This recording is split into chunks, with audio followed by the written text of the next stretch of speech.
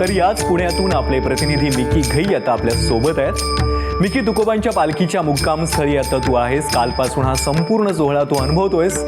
आत्ताचं चित्र नेमकं कसं आहे वारकऱ्यांचा संपूर्ण उत्साह काय सांगशील? विनोद, आता मी पुण्यातील नानापेठेत आहे, ज्या ठिकाणी संत तुकाराम महाराजांची पालखी मुक्कामी आहेत निवडुंग विठोबा मंदिरामध्ये। आणि ABP माझाचे प्रेक्षक आणि भाविक जे इथपर्यंत पोचू शकत नाही त्यांना संत तुकाराम महाराजांच्या या पादुकांचे दर्शन आपण या ठिकाणी घडूयात।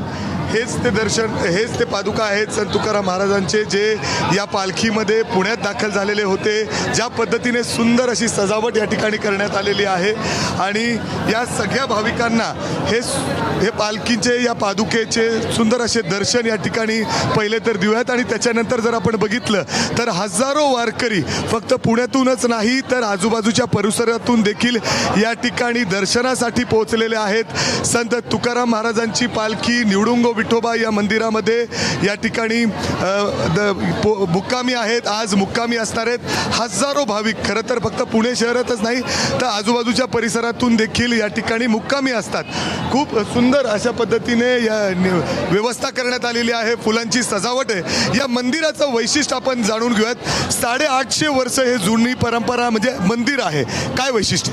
नक्कीच ही जी काय मूर्ती आहे ही निवडुंगाच्या झाडाखाली मूर्ती मिळाली म्हणून या मंदिराला निवडुंगा विठोबा नाव आहे। एका गोसावीने या ठिकाणी मंदिराचं त्या पांडुरंग त्याच्या स्वप्नात आला की मी निवडुंगा खाली आहे आणि त्यांनी ते उत्खनन केल्यानंतर ती मूर्ती बाहेर आली आणि ती मूर्ती बाहेर करून या ठिकाणी ते मंदिर प्रस्थापित केलं। आणि 850 वर्षाची ही परंपरा कायम या पूर्व भागातली सगळी लोक या ठिकाणी दर्शनाला येतात, पांडुरंगाची सेवा करत असतात आणि पांडुरंगाचे दर्शन घेऊन त्याचा लाभ घेत असतात। अर्थात जर आपण बघितलं तर समोर खूप सुंदर असं मंदिर आहे। पलीकडच्या बाजूला सुद्धा विनोद आपण आपल्या प्रेक्षकांना दाखवूयात। नानापेठेतील हे निवडुंग विठोबा मंदिर आहे, जे आज पूर्ण फुलांनी सजवण्यात आलेलं आहे। आणि याच मंदिरामध्ये आज लांबून लांबून लोक येत असतात। जी आपण समोर विठ्ठलाची मूर्ती बघतोय ती मूर्ती जवळपास 850-900 वर्ष पुराणी आहे, जुनी मूर्ती आहे। हजारो लोक या ठिकाणी दर्शनासाठी आज येत असतात आणि याच मंदिरामध्ये संत तुकाराम महाराजांची पालखी मुक्कामी असते। आपल्यासोबत काही भाविक सुद्धा आहेत। युवक दादा, काय वाटतं पुण्यामध्ये आज प्रसन्न भक्तिमय वातावरण आहे? पुण्यनगरीमध्ये एची देई एची डोळा हा वैष्णवांचा मेळा उभा राहतोय। एची देई एची डोळा म्हणायचं कारण आहे लाखो भाविक पंढरीच्या पांडुरंगाच्या दिशेनं वाटचाल करत असतात। भगवी पताका खांद्यावर घेऊन ऊन वारा पाऊस याची तमा न बाळगता 21 दिवसाची तपस्या हे वारकरी पूर्ण करून पांडुरंगाच्या चरणावर नतमस्तक होतात। पंढरीच्या विषयी असं म्हटलं गेलंय, जेव्हा नव्हते चराचर तेव्हा होते पंढरपूर, जेव्हा नव्हत्या गोदा गंगा तेव्हा होती चंद्रभागा।